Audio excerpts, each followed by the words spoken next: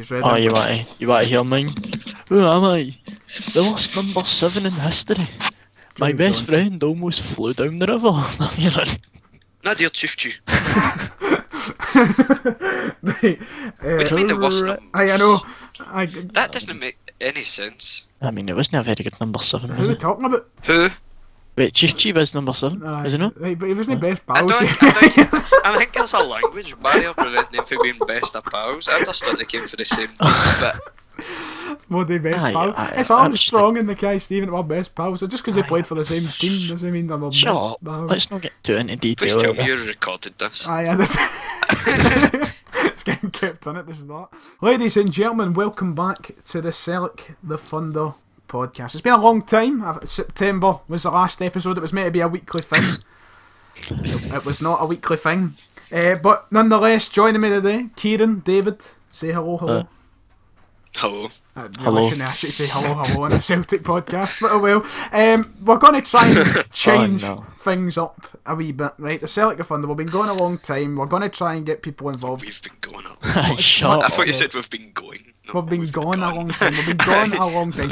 Kieran has pushed heavily for the idea of getting new people involved on Twitter, so keep an eye on Twitter during the week before we do these podcasts. We're going to try and bring it back weekly, see what happens, but we're going to try and get you involved. Tweet us your points, your discussions. At the end of every episode we will bring up discussion points that you raise on Twitter, and we will do that today, but there's quite a lot to fire through due to the fact we've been gone for about 6 months. But one wee thing that we're going to do, and this is what I'm looking forward to, is we're going to have a Who Am I?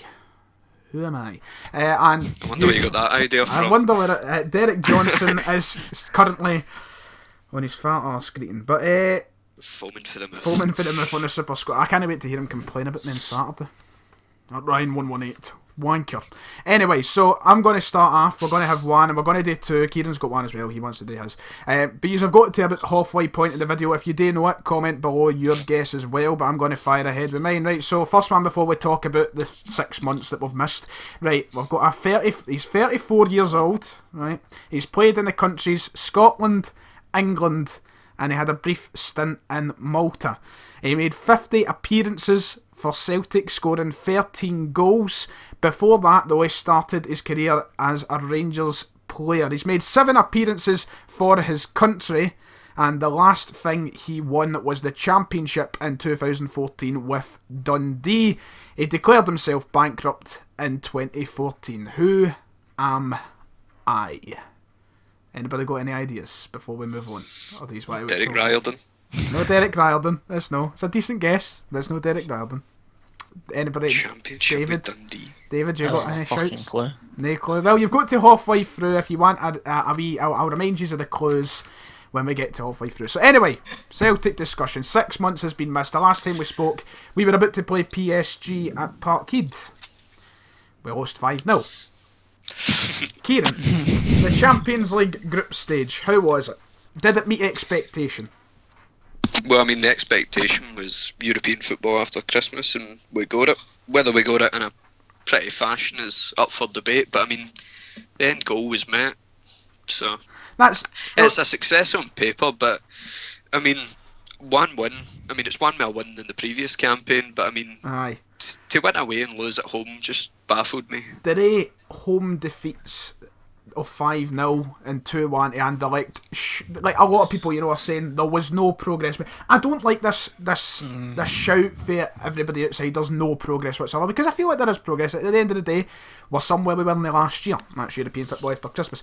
But has progress been made, or are we going backwards after big heavy defeats of 7-1, 5-0, and then losing to Anderlecht 2-1? Do you think there was progress there, or do you think we're still at the same point as we were at this time 2017? I don't know, to be honest, because we met the goal that was set out to get in the Europa League, finished third in the group. We managed it, but we did get thumped in the process. David, 5-0 at home.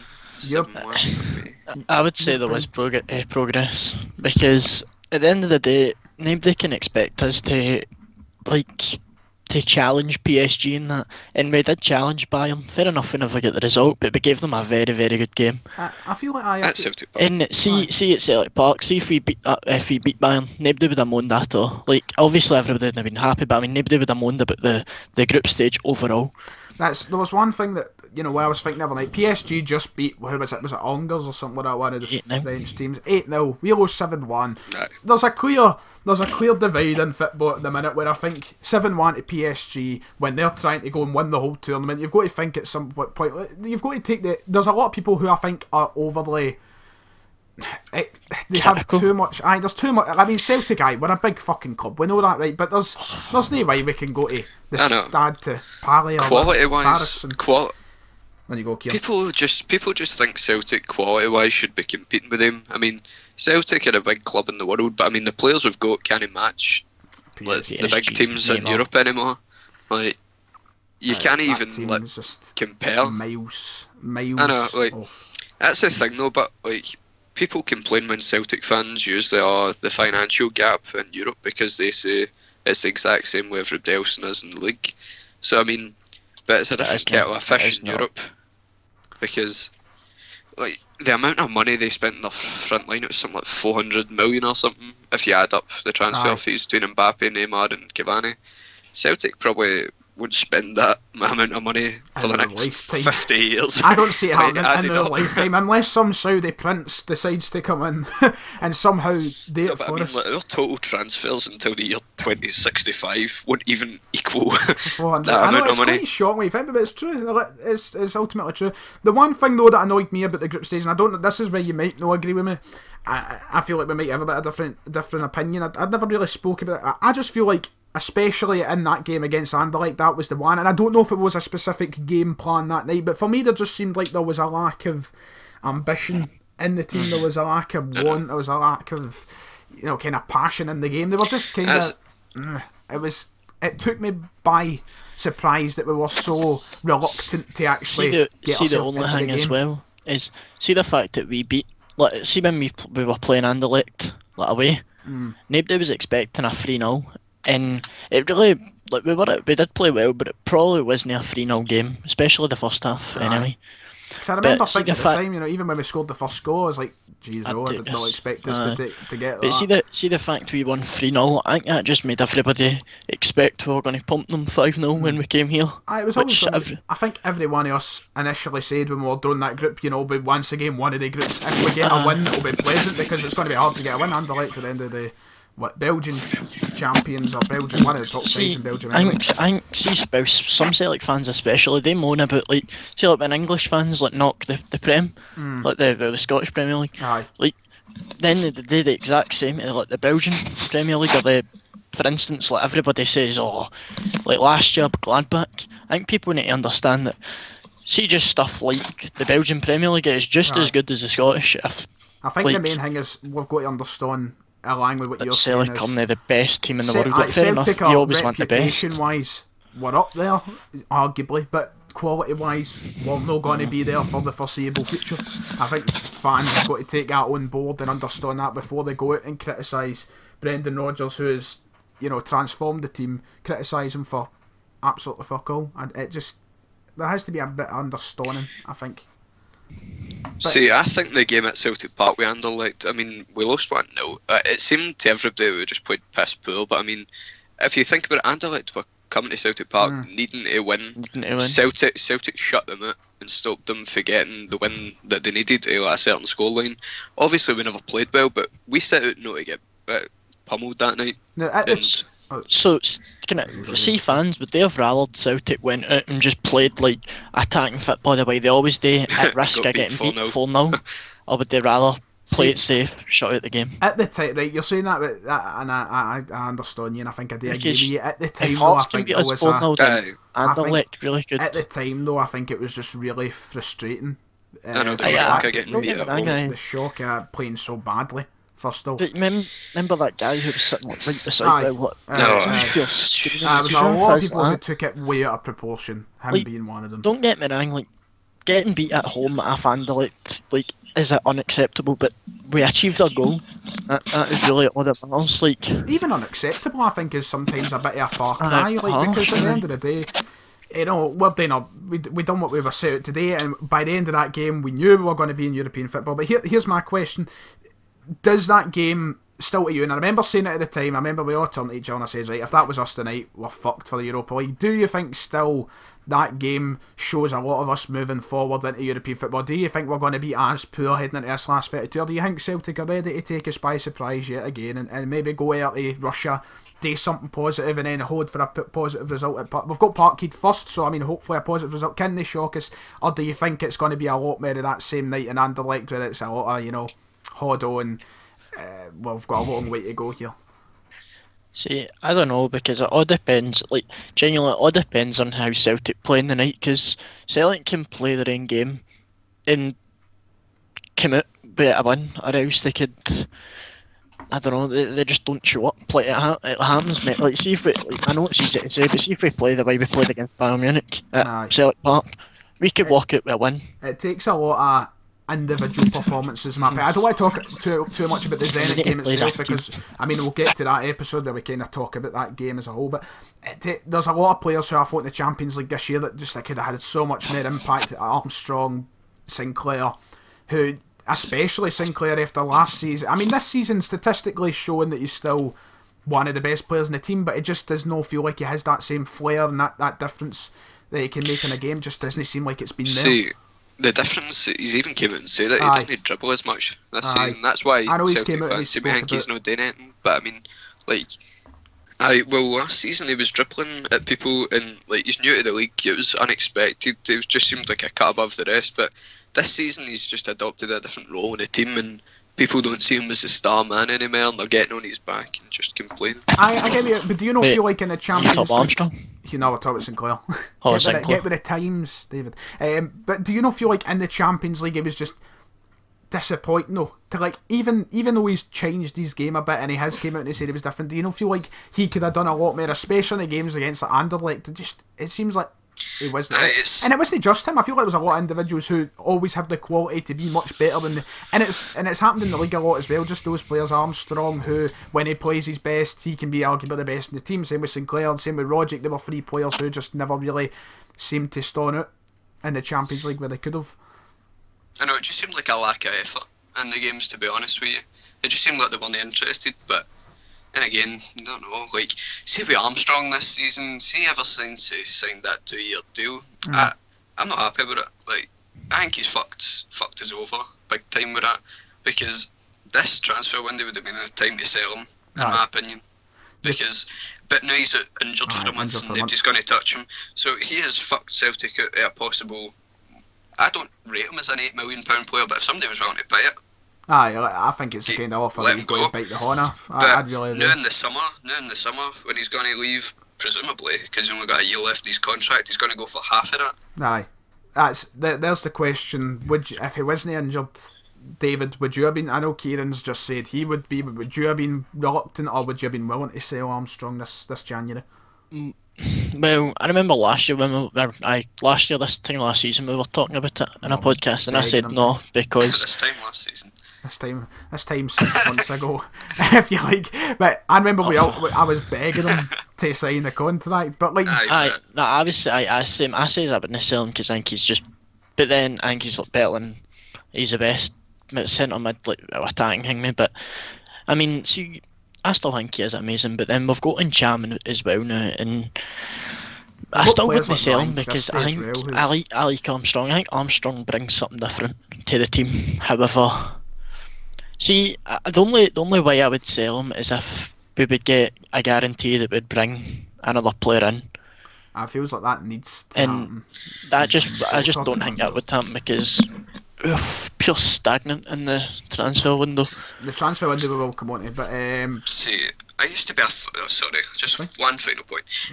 I just feel Armstrong, I was a big fan of him. I did want to be signing a new contract, but signing a 2-year contract, I think it's just a bit of an insult. Shows you're not committing to the club, and it's just a way for Celtic to get a bit more money at him. And you look at players this season, I mean, it's different. like, he's just been so disinterested, and he's been a shadow of his former self. Like, see when he's came on off the bench in games, he's done nothing to change it. It feels like he's been gone. His entire presence on the pitch just isn't there this season. Like, who would you sign as a replacement for him? But I think the difficulty is always trying to find somebody realistic. You know, there's talks about Joe Allen.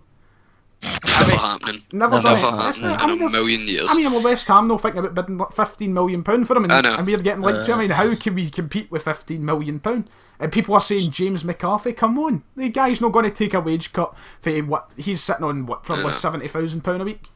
He's not going to drop down to 30. No chance. The only chance that would be happening if he was well out of that Everton team. Like, no chance of getting a game again. And like, if he'd need to be the rank side of 30 for him to move up here. He'd have to be desperate. It'd be like Stephen Naismith. Like, he's moved up to Hearts. Like, a few years ago, if somebody, let's say, obviously he was a former Rangers player, but he was getting game time. He wouldn't have moved back up back then. But now he's the rank side of 30 and not getting game time, so he's willing to come back up.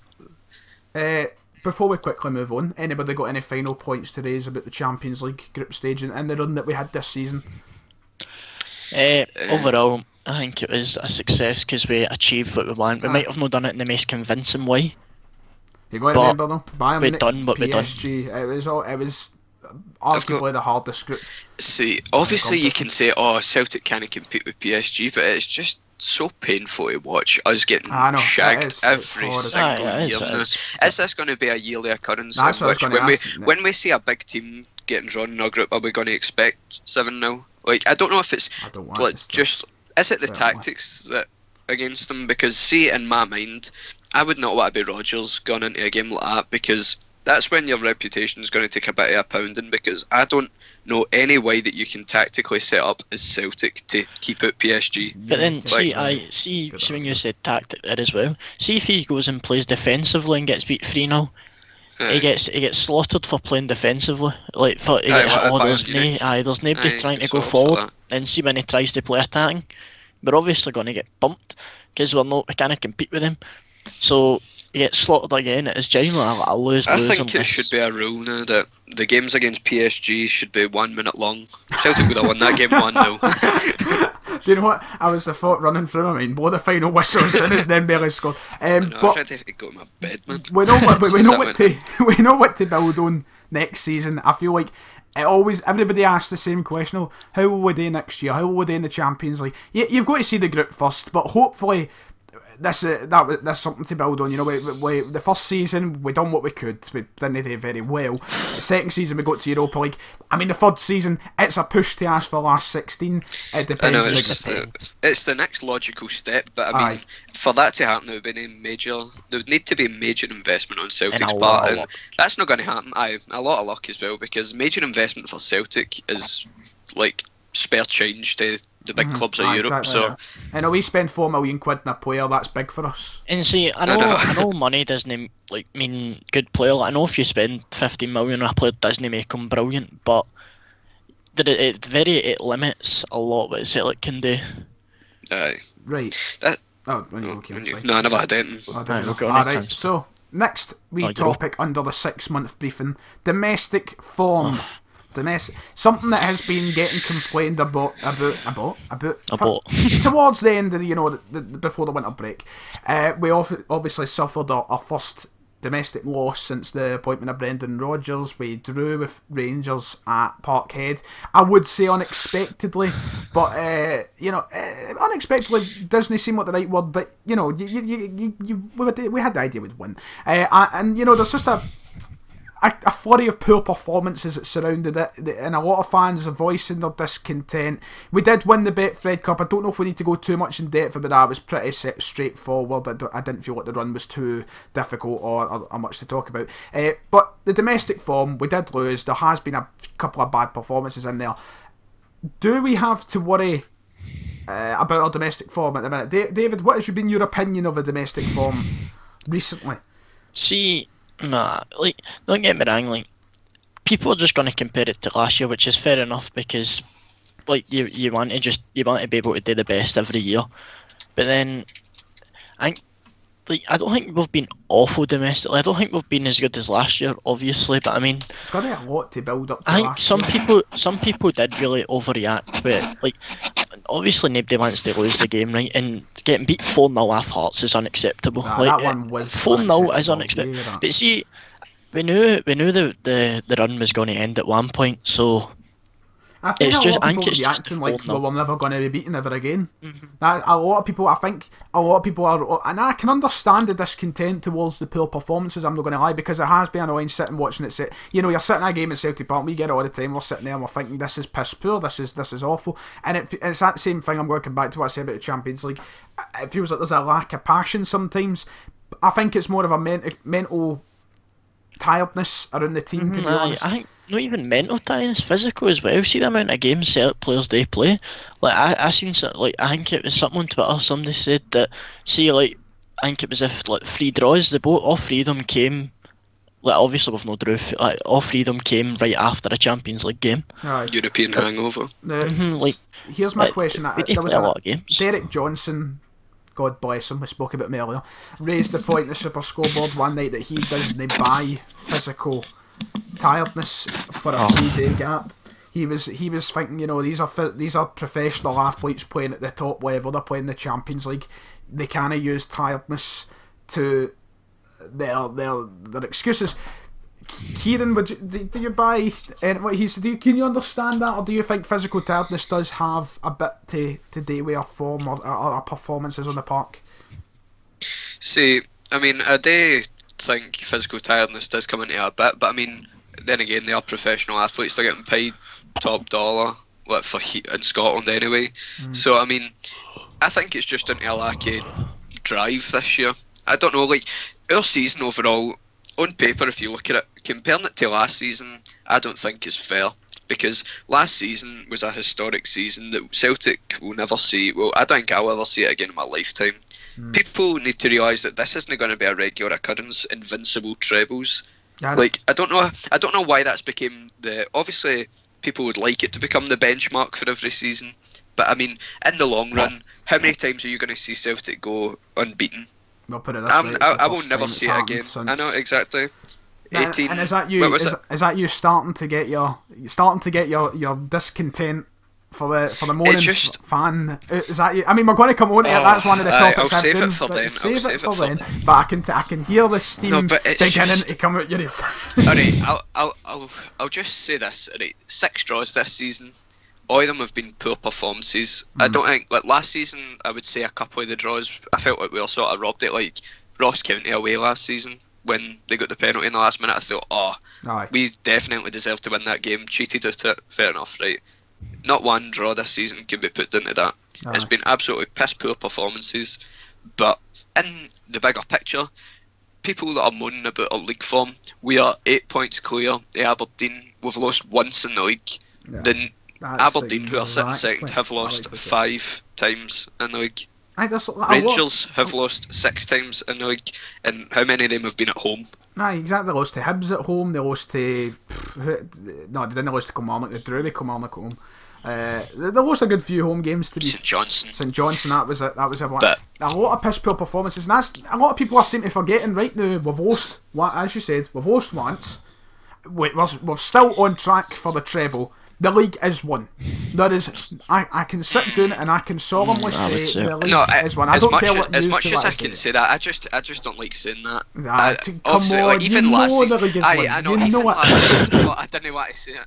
No matter how many points cleared, we had the league won by Halloween last season, unless it's mathematically impossible, I don't like saying it. Just in case I know you're one of players them get ones. I know you're one of injured them and ones. fucking field the youth team for the rest of the season. I genuinely have the confidence, and I know I usually like to think of me as an overly confident person. I go into the Old Firm matches thinking, oh, we're going to win 7-0 here. 4-0 at least. 4-0 at least. But like, genuinely, I can sit here, I can say we're still on track for a treble as long as Brechin don't upset us, but they have not won a fucking game all season. Don't. I'm not gonna, so we're on track for a treble. I'm not going to talk about that game. We're on track for a treble. We won that cup. We've lost once, and we're in European football after Christmas. I mean, genuinely, there's a bit of with a reaction. Calm down. With a reaction for some Celtic fans, you would think we're sitting bottom of the league. Exactly. On 0 wins, Yeah, just saying. 22 losses. See Sellik, other team, but obviously before Hearts and still, they were the team to beat. See teams like Hearts, like they're not awful, and see when they're coming up against Sellik, they must have so much more drive to win that game than what Sellik do. Like, no, but I feel like the difference. You know, I don't know if you agree, but the difference I think this season is the other teams in, like, say, Aberdeen, Rangers, Hibs, and Hearts have improved their teams this year, drastically for last season. Like, obviously Hibs weren't there last season, but they've come up with a decent squad and they're doing well. They've come up, and I've said at time, I don't know at the current minute, but for a long time, and I was insisting they were, in my opinion, the second best team in the country. They struggle to get that consistency, but I just feel like, yeah, they've got the players, but I mean, take that away, they teams have improved. There's no doubt, and I hate them, but Rangers have improved. You can't argue they have improved. A lot. Aberdeen have improved. Hibs have improved. I say Hearts have dramatically improved since they got rid of Ian Cathro. As you say, then again, they're still sitting 5th in the league, but I think that's just due to the quality of the other teams. But, you know, like that as well. But just, you know, you get the feeling, you know, actually against Hearts, I feel like Hearts have made a chance. When you watch the games at the weekend, you see who's playing who, you can actually think to yourself, no, Hearts should be winning. Whereas when it was Ian Cathro was in charge, I was thinking to myself, oh, they might slip up here today. See, obviously we spoke about the 4-0 game, but obviously I felt it was a long time coming, the end of the unbeaten run, but to lose it in that fashion was just, it's just heartbreaking. That kind of, I think once again, it is heartbreaking, especially because I didn't even get to see the game. But I was sleeping. It was lucky. Individual performances, I think, have been very, very easy to pick on this season, and I think it is the easiest thing to pick on because I feel like a lot of players just have been lacking that same kind of drive and that same sort of... There's been players who I think that you can look at individually and say they've had a great season, but it seems like, you know, Siminovic has been poor recently, Bayat has been poor, Sinclair hasn't been... See, if we move on to the back line, I think defensively this season I think we've been quite poor, but then again, and I don't know, because we've conceded 4 in against Hearts, which was, as David said earlier, unacceptable. But like Boyata this season, after being rejuvenated at this time last year, he's been absolutely piss poor. He has been awful, but he is a pure scapegoat. He is the scapegoat for the fans. He's James Forrest James Forrest season. 6 months ago. You know. For me, no, I'm going to sit here and I'm going to say the exact same things I say about James Forrest. David, I like it. You're probably going to defend Boyata, I know. You're like, no, I love Forrest now, David. But yeah, I see the whole scapegoat thing. No wonder he's the fucking scapegoat. He is shite. Just saying, I cannot stand him. I love Lustig as well, but I mean, there's some amount of games Lustig is so bad. Right. He's not got the pace to be a right back anymore, because see when a winger's running up, it doesn't stun them up, it just backs off until they get a fucking cross into the box, or pass across goal. There is some moments in games as well where Kieran Tierney isn't amazing, but people don't look at that. We can leave that for another podcast. No, don't get me wrong, he's arguably the best player in Celtic, and he's going to go and do amazing things. But people just don't complain whatsoever. But see if that was Golden Boy Lustig, it would be getting on that. Right, domestic form. Before we move on to about the halfway point of the video, where I'll use another chance to guess who am I. Anything want to be added about domestic form? The first 6 months to the season, the second half of the season. How do we see it going? I feel like this break is going to be good for the team.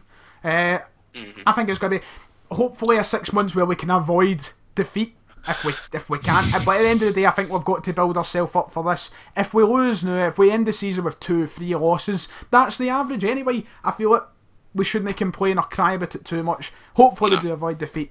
But I think it'll go smoothly. I don't know about you. Next 6 months, do you picture anything in particular? Do you picture a slip? Kieran, you seem to be, you don't want to see it, but do you see by any chance us ending up in a title challenge?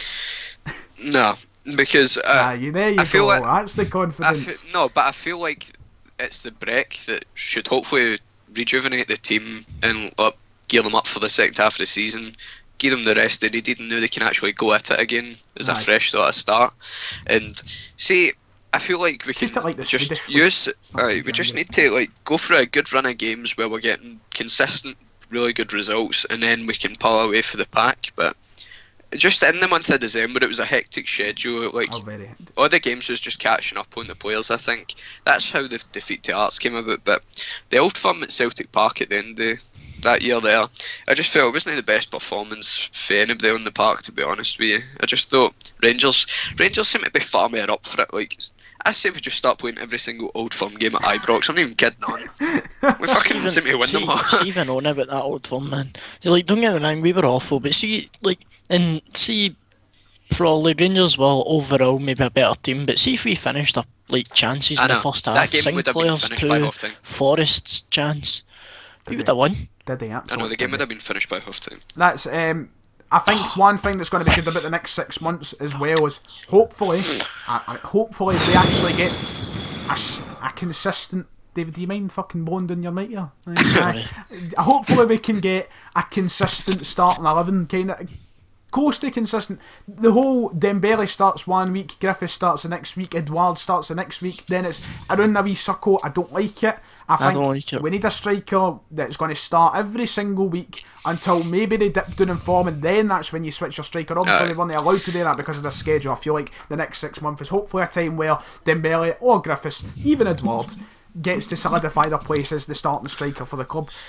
So maybe it will be treated as that. So 32 minutes in, and I'm going to give you one more chance to get my Who Am I member. You can comment below if you've got it. Don't cheat. But just comment if you got it and at what time of the video you did get it. Just put it with timestamp. There's got to be a second one because Kieran's got one. But right, I'll go through it one more time. I'll put music in the background if I can be asked. So I am currently 34 years of age. I have played in Scotland, England, and a brief stint in Malta. I started my career as a youth player at Rangers, but was released and joined Celtic, playing 50 times and scoring 13 goals competitively. I've made 7 appearances for my country. My most recent honour was the Championship with Dundee in the 2013-14 season, and I declared myself bankrupt in 2014. Who am I? Is this person still playing? Are you allowed to tell us? He is still playing. He is still playing. David, do you have any? If he's, I can give away clues. Kieran, you got a decent guess? No, it won't be. What is it? No, is it? No, wait, no, it's not. It's not. I just had a pure stupid moment. Oh shit! It's the Malta bit that I feel like, and it's the bankrupt. Oh shit! David, do you want to have a guess while Kieran thinks? No, not really. Any guess? I know you don't want to embarrass yourself. Come on, just give a guess. Dundee. No. 24 Scottish. I love Kieran's thinking process here. Brilliant. I mean, I'm about to just look it up. No, I'm kidding. No, I just lost Malta. Malta. He played for the Maltese Rangers. I don't know how you say the first bit. The second part of their name is Rangers, though. I'll give you a clue. He is Scottish. He made 7 appearances for Scotland. Scored once in a game against Georgia. He won 3 league titles, I think, with Celtic between the years of 2000 and something and 2000 and something. Oh, right, you've really narrowed it down there. Is it something? Correct! If you want to get in, you can get in. The very first. Oh, this pains me as well. I know David's got what position? He's a striker. Can you tell us that? Striker. You said that? Oh, did I? I didn't even listen. Did I say that? I'm playing FM. Right, do you want me to tell you? Aye, go for it. James Beattie. Go fuck yourself. I would not have guessed that. Not at all. It is James Beattie. Aye, there you go. So, Kieran, you have one that you're going to carry with us to the end of the episode. Fire away. Right. Who am I? I've played in Scotland, Bulgaria, Cyprus and Poland. Jesus. I'm currently 28 years of age. I scored 4 goals and 14 appearances for Celtic, and I've got 3 caps for my country. Run for the countries quickly again that he's played in.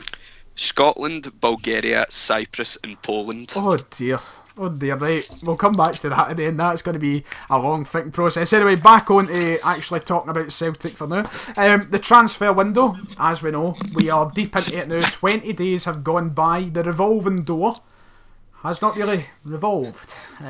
Seems to be quite stuck. Seems to be stuck in the same position. 2 transfers in, 2 free transfers out. We've signed Marvin Comper and what's his name? Morgan. Yep, Lewis Morgan. And out goes Sviatchenko, Nadir Sivche and Liam Henderson. The transfer window has been a bit underwhelming. Kieran, thoughts?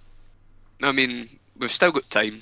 I think there will be a couple more signings coming in by the end, but see, people are slating the exit at Eric Sviatchenko. Fair enough, Marvin Comper's injured, we still need defenders.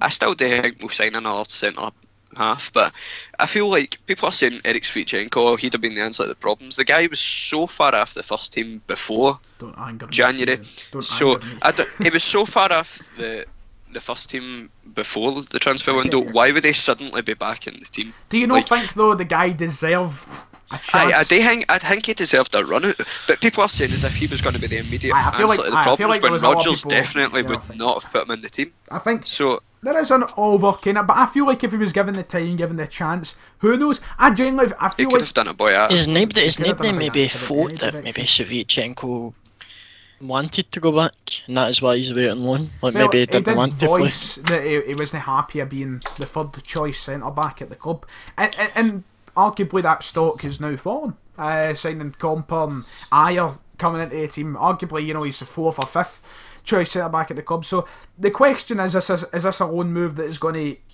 to build him to actually get a place in the team next season, or is this a loan move just to get something for now, and then is he going to make his way out of the club permanently in the summer? I hope. See, no. I'd like to think he would a chance when he comes back for pre-season and that, but I think it's just like I've seen him saying it's because like the Danish league's on the pre-season now. So he's going to build up his fitness, get some game time, and then come back to Celtic. But I think that's just him trying to get a move, because he says he wants to go to the Championship if he's gone anywhere, like the English Championship. And I think he'd do well down there, but pains me royally. It really does. I just feel like the guy's got so much to offer. Honestly, you might not see it especially because he's been injured. And I get what you're saying, Kieran, like he could have been a Boyata, but I feel like he's a guy who has been suffering with a lot of injury problems, but when he's played his best, I think he's got the quality to be the best centre half at the club. I know, but can you rely on him to play his best? Just that's the thing though. Under Brendan Rodgers, I don't think he's been given the opportunity to play his best. He had that first kind of opening 6 months to the season where his performances weren't exactly stand out poor, or they weren't exactly stand out good. They were just kind of average. I feel like giving the chance to actually develop, form a partnership. But Boyata came in last season. Boyata came in last season for the second half and done brilliant.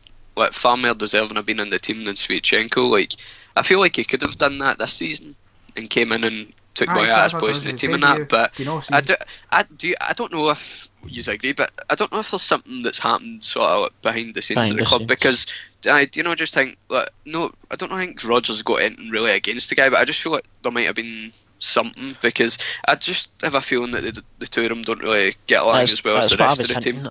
When I says, do you think there might be something like today with Sviatchenko maybe not wanting to play or wanting to go home? Because see, for him being like, obviously I know he's very injury prone and that, but I mean he genuinely did not get a look into the team, and it got to the point where like Rodgers would rather play Beaton at centre back than play him. Aye. So obviously that's the thing, but Beaton came into the team because Sviatchenko got injured against Rosenborg in the second qualifier, so I don't think that was really. It was wrong to give Sviatchenko a run at. But I mean, like, see if it came to the point tomorrow, Rodgers would rather play Beaton at centre back. No, I guess I've got out of his hands now. You know what I mean? I know, I get you. I think I agree with you. There might be something behind the scenes that has kind of stopped him from getting, I don't know. But I feel like he does deserve the chance. The overall thing about this transfer window is, though, are we satisfied with the centre half we've brought in, considering he can't play in the Europa League? Is that of any use? Is Ayer and Simunovic, or Ayer and Boyata, or Boyata and Simunovic going to be one of the partnerships that are going to be able to keep the likes of Driussi of Zenit St Petersburg away from the goals? Just keep it prolific players. Well, no, that's why I believe we're going to bring in another centre half, like that will be able to see that. What's his name? Is it Tosic? Aye. Besiktas, I think he would be like, people are complaining, Nah, he's 32 years that's- old, he's not, like, he's only What is ranked the out of point of 30, that he's no Celtic quality. What the fuck is Celtic quality now? Aye. What do you genuinely believe we I can think sign? people are expecting us to go in and genuinely go and pick up somebody for, I don't know, the likes of Leicester, Harry Maguire or something like that, you know, oh, there we go, bring him in, young People Englishman. expecting more than that, fuck's sake. Like But who's that one for Reading? Liam Moore.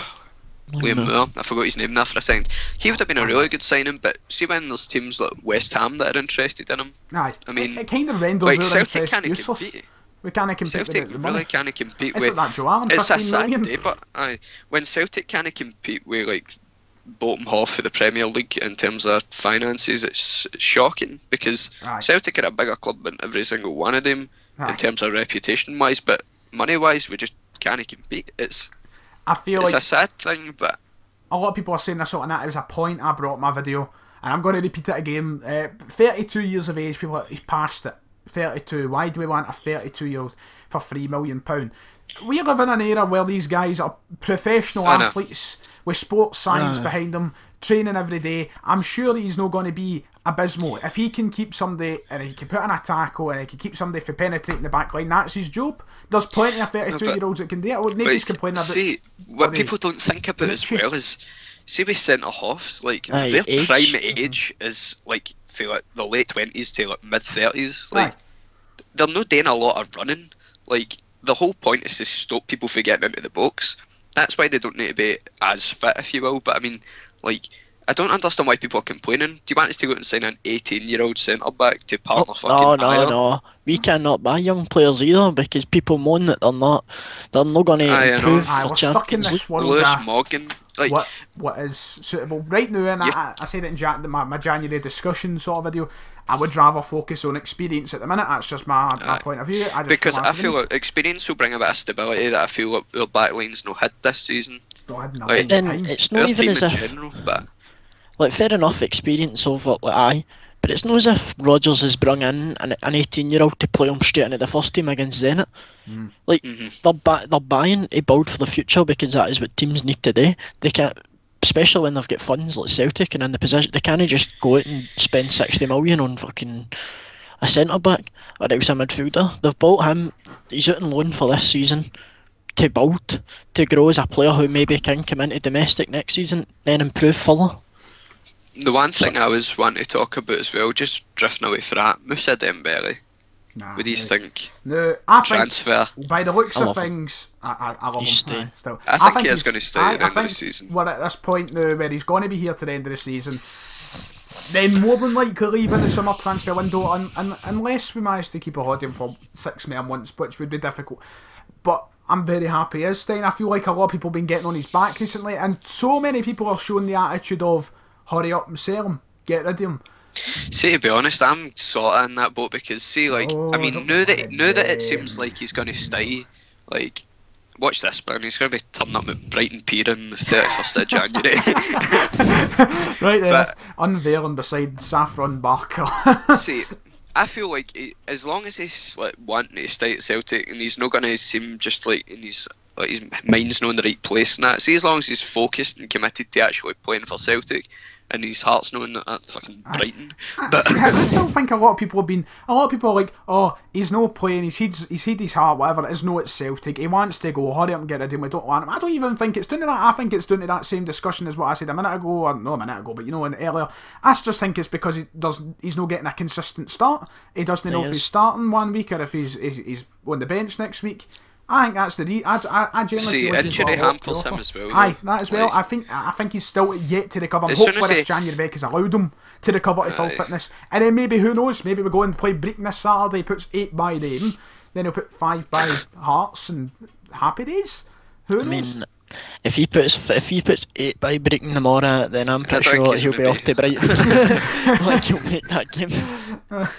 But I mean, I think a lot of people have been too negative towards Musa. There seems to be a pretty split opinion if on somebody Twitter was about to him. turn up with £25 million for him, I would sell him without hesitation. See that? Because this season, I'd be holding we've not had a hostage. consistent. That's the Sell thing, him and but bring like, in him. I do love him, but I mean, see, to be honest, like this season he's not been allowed to hit the same highs as last season, And I think that, see with Lee Griffiths, like, he's not done anything to set him apart for Lee Griffiths this season anyway. And he's not really had the chance, though. He's only started like 4 games, fucking 7 games. I would like to see a proper statistic. I looked up. He started like 7 games and played 11 overall or something, and he's got like 4 goals. That's because injury, but like guy. I understand the argument of bite the hand off for that sort of money, and realistically we should. You take 25 million for Dembele, but where do you invest it? You go out and buy another fucking 2 point. No, but that's the point where, you know how people always say, oh, Celtic got the biscuit tin mentality. I don't necessarily disagree with that. But I mean, see if Celtic was to sell Moussa Dembele in the summer for £25 million, I would want all of that invested into the team. Because see if we've got any realistic ambitions at trying to make last 16, or even trying to make a relative name for ourselves in Europa League or something like that, to establish ourselves as a team that deserves to be there, then we need to spend. Do you know what else annoys me about Dembele?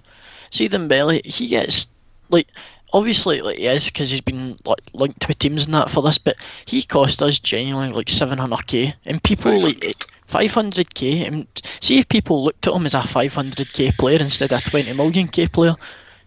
20 million like, 20 million. Like, see, last season, like, it was genuinely so good, and this season he's not really had it. Like, he's been injured in that. He's but I mean, severely outdone like, himself. Genuinely, people like see if actual people looked at him at his value instead of what people rate him at. Like, it would be looked at so much more highly.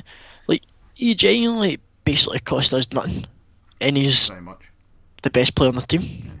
Oh, brave call from David, best player on the team. Arguably the best team. I'm not disagreeing with you. I firmly stand on the fence of do not, especially this January, do not sell Moussa Dembele. See, I would like him to stay. I understand here you're the bite your heart, but even if Brighton came calling with 18 million, I would be holding off and keeping them for the next 6 months personally. See, that's the thing, but like you've got the risk. If somebody offers £25 million, I do want him to stay because we're in Europa League and that. I feel like he could probably do better than Griffiths and Edouard, obviously. But I mean, if somebody offers you £25 million, he could have have an absolute stinker of a season, and his value drops drastically, and nobody wants to go fucking near him. Aye, that's what I'm saying. Aye, that's what I'm saying. It is a risk. Like, he could play brilliant and up his value, or he could be absolute shite. So you've got to really take that risk, I think. Because he could help. He's going to help us out in the long run this season. So hopefully he stays. Well, it's been an interesting transfer window, to say the least, because I just don't feel like it has lived up to what it was maybe first built to be. I think we all got the impression it was going to be a rejuvenation of the squad. A lot of people were going to be leaving, a lot of people, and there's still time for that, there's still 10 days, but I think the squad might end up looking very, very similar. I feel like a lot of people are getting too overly disappointed. Should we be overly disappointed just before we quickly move on to the next thing? Should we be overly disappointed if this is how it remains? I personally had higher expectations. There's still time left for us to pull in a few more signings, but see, as long as they're like, people want Celtic just to spend money for the sake of it. Rodgers will never buy a player unless he thinks he's good enough. And that's what annoys me, because people just want him to go out and buy for the absolute sake of it. And see some of the names Celtic have been getting linked with is, like, I don't usually like to turn my nose up at players, but see people like Jack Rodwell. Right. Like, I don't want him. Like, what good will he bring to the squad? He's so injury prone. He's actually played like how many games for Sunderland in the past few years? Started like 1 in the past 5. Like, I'm sure I heard something like that. I'm pretty sure every game he's played for Sunderland. Like, I seen a mad thing last season. Like, every time Jack Rodwell started, he had Sunderland hadn't won a game. Like, he had been on the losing end of every single performance he was on. I remember that. Like, he's coming into Sunderland being absolutely no, but he can't get into a Sunderland team that's bought me the championship. So I mean, what use is I'm seeing us getting linked with. I know. I'm seeing us getting linked with strikers as well. Like, why do we need strikers unless we do sell Dembele? There's no need. Like, if we sell Dembele, then. If we sell Dembele, then fair enough. Like, I seen us getting linked with some Schalke striker. De Santo. But like, I seen us getting linked with a non-league striker.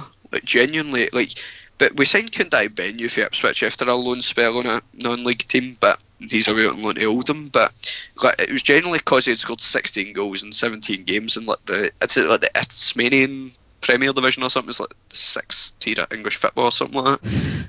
But like, come on to fuck. Well, Wait, that's not the sort of players we should be going after. only Brendan I know. Rodgers See, this knows the who people we're who really say like. that are the same people who moan I know. about signing Lewis Morgan No, I know. Like, I think Lewis Morgan will turn good for Celtic. I hope so. in a few years.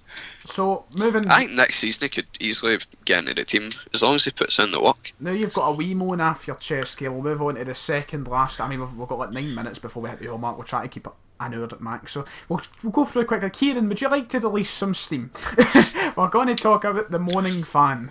The ones Have you on not done Twitter that? and Facebook. Oh, we've only just No started. info. Kieran, fire away. Whatever you want to say, I will give my opinion. If there's any sort of defence, I will try and play devil's advocate. Let's see. There you go, Kieran. Right, on Facebook, there's this special breed of Celtic fan that just likes to moan constantly about every little thing that happens with Celtic. They go for criticising their signings at any player. Like, you cannot please them. Like, the only way you can please them is by £60 million signings, and that's not going to fucking happen.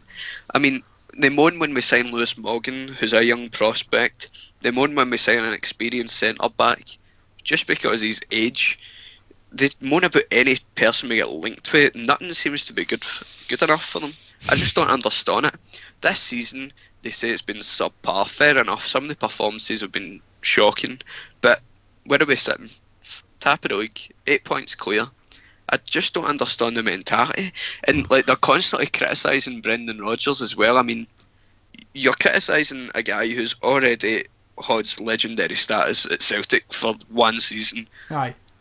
That will never happen again in your lifetime. And because you're comparing this season, where we've drawn 6 times and lost once, compared to last season where we never lost a game, it is so unfair.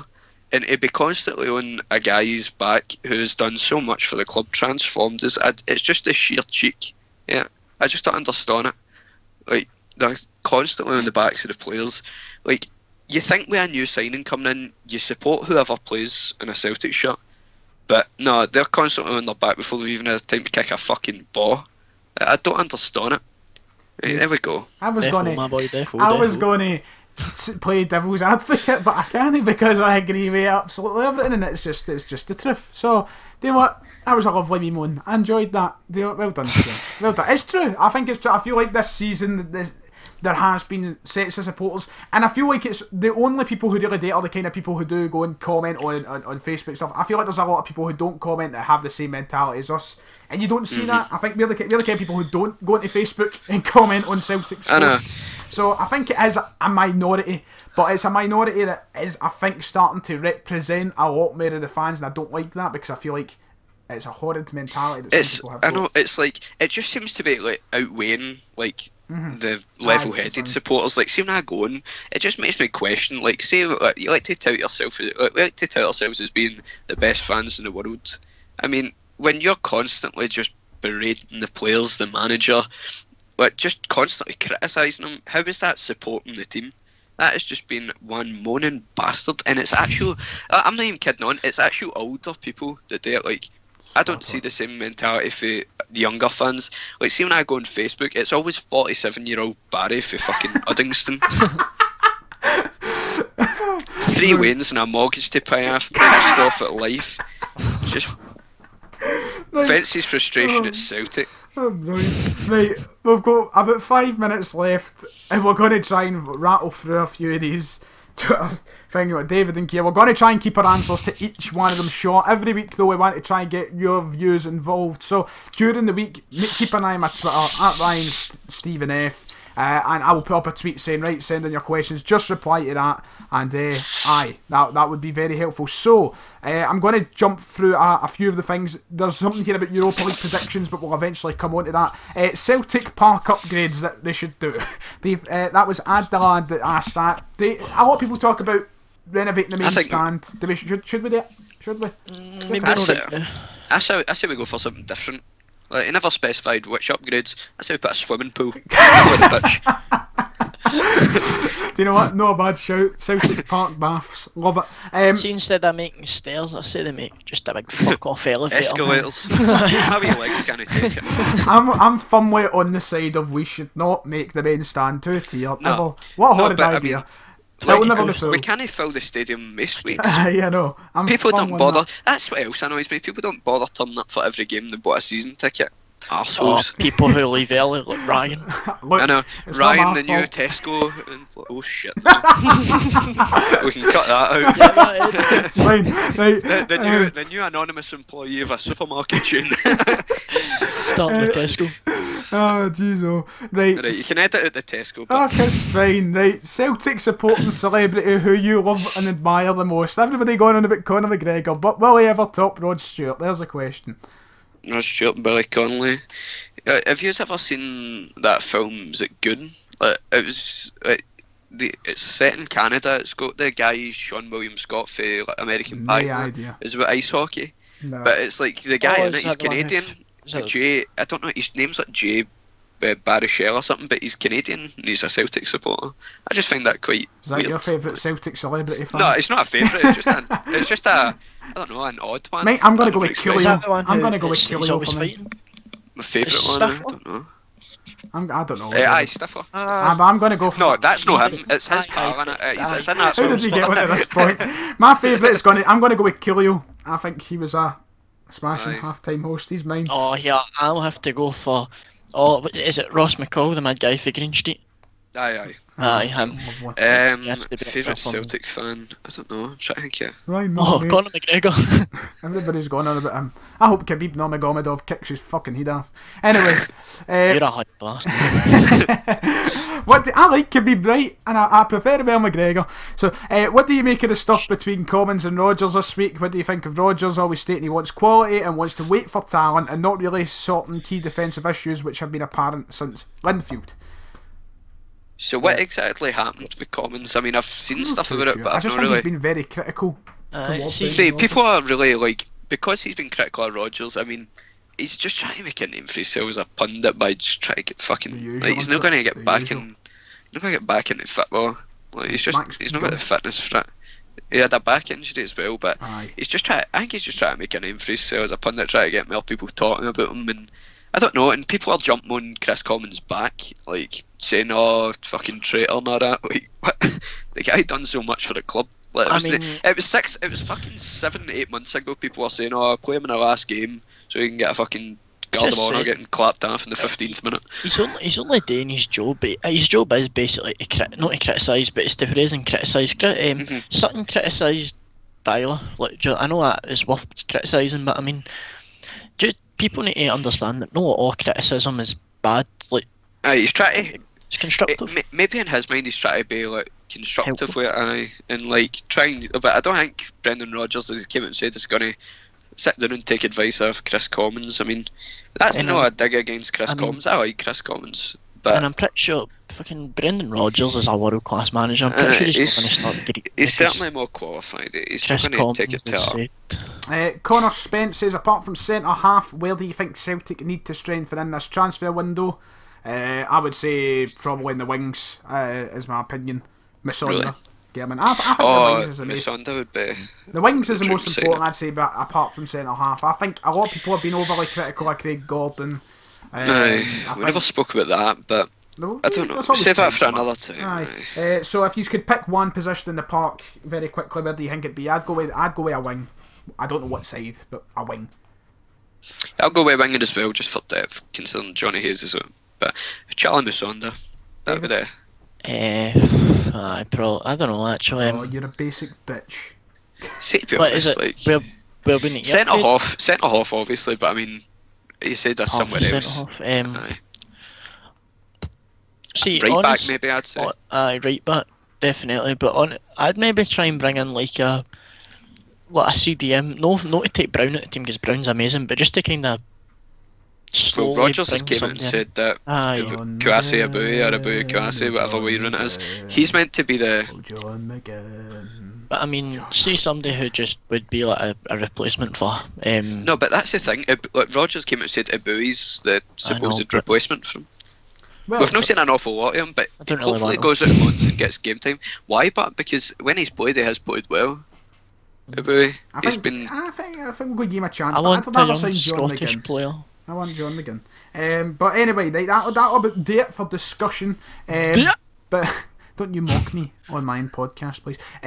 Oh, your podcast. This is our podcast. Alright, okay. We made you. Right, we've got 2 games to predict before we end up doing another one of these if we manage to actually keep up this time. So predictions very, very fucking quickly because we are shooting way over the time. So the first game, Celtic Brechin, Saturday tomorrow, 3 o'clock. They are sitting bottom of the championship with no wins. We are top of the pyramid. I'm going to go with a 4-0 Celtic win. David? 5-0. 5-0. Kieran? I don't know. I'd like to see Celtic go out and just play well. Result, nice, convincing Kieran. win. Just a result. 3-0. 3-0. And then we've got Partick Thistle midweek. Now, is that home or away? It's away.